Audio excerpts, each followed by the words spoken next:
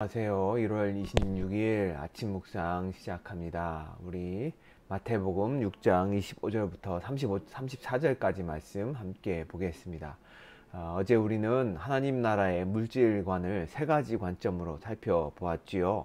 우리의 스스로가 우리의 보물이 되어서 물질을 우리 자신만을 위해 쌓아 놓는다면 우리의 마음은 어두워지고 하나님이 아닌 맘몬을 섬기게 되지만, 우리의 보물이 물질이 아니라 예수님이 될 때 우리는 우리의 마음이 밝아지며 하나님을 온전히 섬길 수 있다고 말씀드렸습니다. 그런데 우리가 그렇게 하나님 나라의 물질관으로 세상을 살아가게 되면 주어지는 또 하나의 축복이 있습니다. 그것은 하나님이 우리를 책임져 주신다는 것입니다. 25절을 읽겠습니다. 그러므로 내가 너희에게 이르노니 목숨을 위하여 무엇을 먹을까 무엇을 마실까, 몸을 위하여 무엇을 입을까 염려하지 말라.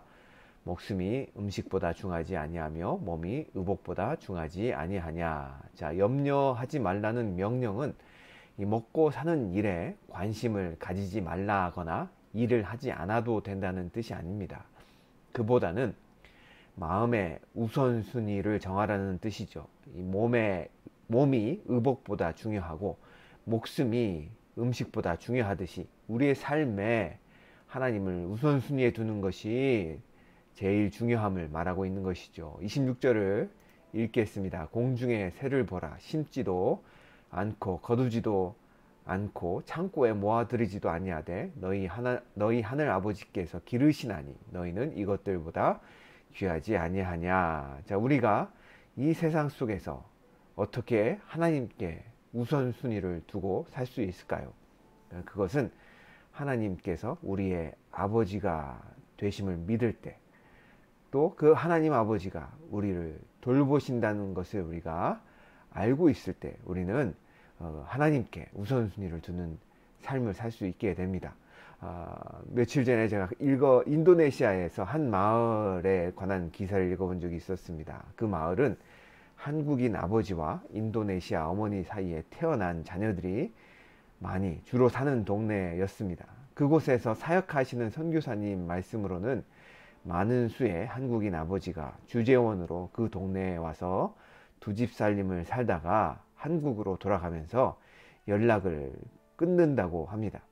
참으로 무책임한 아버지가 아닐 수 없습니다. 그런데 우리 하나님 아버지는 그런 아버지가 아니십니다. 우리를 세상에 두고 전혀 우리 삶에 개입하지 않거나 우리를 돌보지 않는 분이 아니십니다. 예수님은 하나님 아버지의 세심한 돌보심을 공중의 새에 비유합니다. 아마도 이 말씀, 26절의 말씀을 하실 때에 예수님께서는 머리 위를 지나는 여러 마리의 새들을 손으로 가리키셨을 것입니다. 새들은 음식이 필요하고 창조주 하나님은 그것을 알고 계시죠. 그리고 그 새들을 기르신다는 표현을 쓰십니다. 다시 말해서 하나님께서 새들조차 기르시는데 이 새들보다 귀한 우리를 어찌 돌보지 않으시겠냐는 말씀이죠. 자, 하나님께서는 우리의 필요를 공급해 주시는 하나님 아버지이십니다.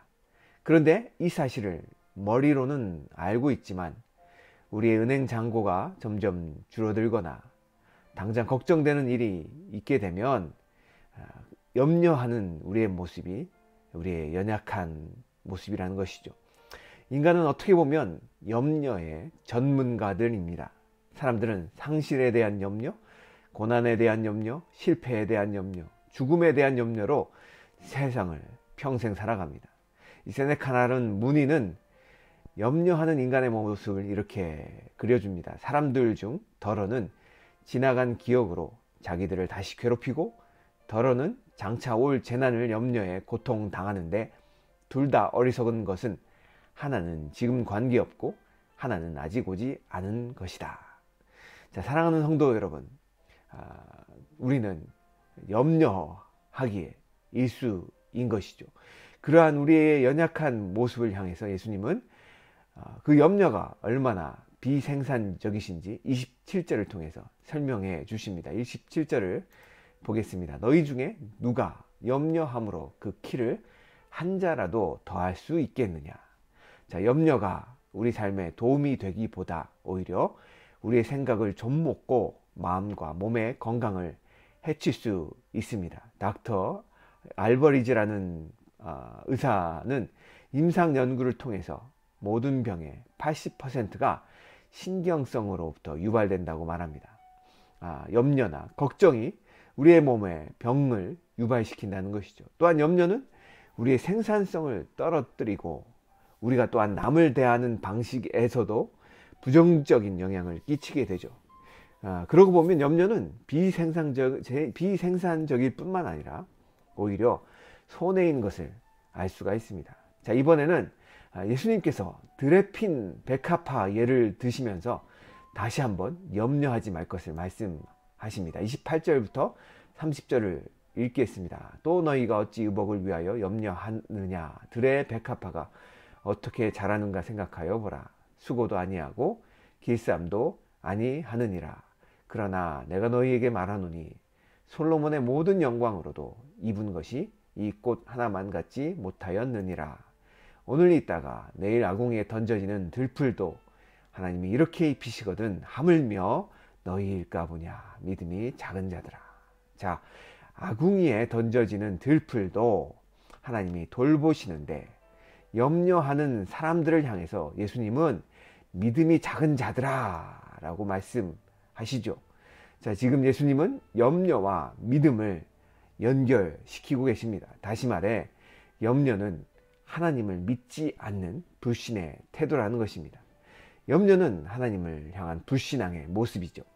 염려가 우리를 붙들고 있게 된다면 우리의 삶 속에는 평안이 사라지고 두려움에 빠지게 되며 눈에 보이는 것들만을 붙들고 의지하는 그런 어리석은 자가 됩니다. 그러므로 염려하는 것은 하나님을 모르는 불신앙을 가진 자들의 전형적인 특징이죠. 31절부터 32절을 또한 보겠습니다. 그러므로 염려하여 이르기를 무엇을 먹을까? 무엇을 마실까? 무엇을 입을까? 하지 말라.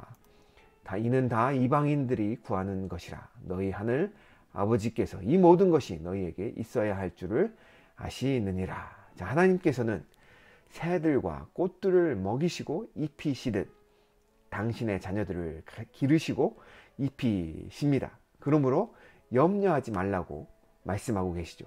그런데 이 말을 하나님이 나를 기르시고 입히시니 일 안 해도 되겠네 라는 식으로 오해하시면 안 됩니다.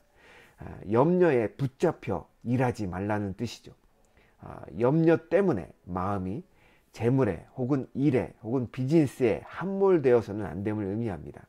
나에게 무엇이 필요한지 정확히 알고 계시는 하나님께서 나의 경제 활동을 통해 나를 축복해 주실 것입니다. 그것은 하나님이 우리를 사랑하시는 축복의 방식이죠. 하나님 아버지께서 그 모든 것이 우리에게 필요한 줄을 알고 계시기 때문에 하나님 우리에게 축복해 주시고 우리의 필요를 공급해 주실 것입니다. 그렇지만 염려하는 것은 하나님을 모르는 이방인들의 특징이라는 것이죠. 하나님을 아버지로 모시지 못한 자들의 모습이 바로 염려라는 것입니다. 따라서 염려는 불신앙적인 태도고 표현인 것이죠. 사랑하는 성도 여러분, 하나님이 여러분의 아버지 되심을 믿으십니까? 그러면 염려 대신 아버지께 간구하십시오. 빌립보서 4장 6절과 7절은 이렇게 말하죠. 아무것도 염려하지 말고 다만 모든 일에 기도와 간구로 너희 구할 것을 감사함으로 하나님께 아뢰라. 그리하면 모든 지각에 뛰어난 하나님의 평강이 그리스도 예수 안에서 너희 마음과 생각을 지키시리라. 알렐루야, 아멘. 자, 우리의 염려 리스트를 기도 리스트로 바꾸시고 하나님 앞에 감사함으로 아뢰면 하나님의 평강이 우리의 마음과 생각을 지켜 주실 것입니다. 자, 33절을 계속해서 읽겠습니다. 그런즉 너희는 먼저 그의 나라와 그의 의를 구하라. 그리하면 이 모든 것을 너희에게 더하시리라. 자, 이 말씀은 나를 돌보시는 하나님 아버지를 내 삶 속에서 빼지 말라는 의미입니다. 하나님을 우리 삶 속에서 빼버리면 우리 삶은 마이너스가 될 것입니다. 하지만 하나님 아버지를 우리 삶 속에 왕으로 주님으로 인정하며 하나님의 나라와 의를 구한다면 우리 삶은 더하기 인생이 될 것입니다. 왜냐하면 하나님께서 친히 더해 주시기 때문입니다. 따라서 우리가 할 일은 우리의 일상 속에서 하나님이 왜 내게 이 일을 주셨는지, 나를 향한 하나님의 뜻이 무엇인지 날마다 하나님께 묻는 삶을 사는 것입니다. 내가 하는 비즈니스의 일, 혹은 직장에서의 일, 혹은 가정에서의 일, 혹은 학교에서 학생으로서의 일, 그런 일들을 통해서 하나님은 어떤 일을 이루기 원하시는지, 또 어떻게 나를 통해서 영광 받기 원하시는지를 먼저 구하는 자가 될 때 우리 삶은 풍성한, 기쁜, 감사한, 또 의미 있는 삶을 살 수 있게 될 것입니다. 34절을 읽겠습니다. 그러므로 내일 일을 위하여 염려하지 말라. 내일 일은 내일이 염려할 것이요 한날의 괴로움은 그날로 족하느니라. 자, 그러므로 라고 말씀하시죠. 다시 말해서 하나님이 우리를 돌보심으로 내일 일을 위하여 염려하지 말라고 예수님은 말씀하십니다. 그러시면서 내일 일은 내일이 염려하게 하라 라고 말씀하시죠. 내일 일어날 일들까지 미리 가져다 쓰지 말라고 하십니다. 자, 내일 일을 염려하지 말라는 말 때문에 어떤 분들은 미래에 대한 계획을 세우지 않는 분들도 계십니다. 미래에 대한 계획을 세우는 것과 내일 일을 염려하는 것은 다른 말입니다. 미래에 대한 계획은 오히려 우리의 삶 속에 염려를 줄여주는 역할을 합니다. 이 34절의 핵심은 내일을 계획하지 말라는 것이 아니라 내일을 염려하지 말라는 것이죠. 내일 일어날 일은 내 것이 아닙니다. 그것은 아직 나에게 주어지지 않았습니다. 내일은 내일이 염려하게 하면 됩니다. 나의 일은 현재의 삶 속에서 하나님의 뜻을 구하며 오늘이라는 삶 속에서 하나님을 영화롭게 하는 것입니다.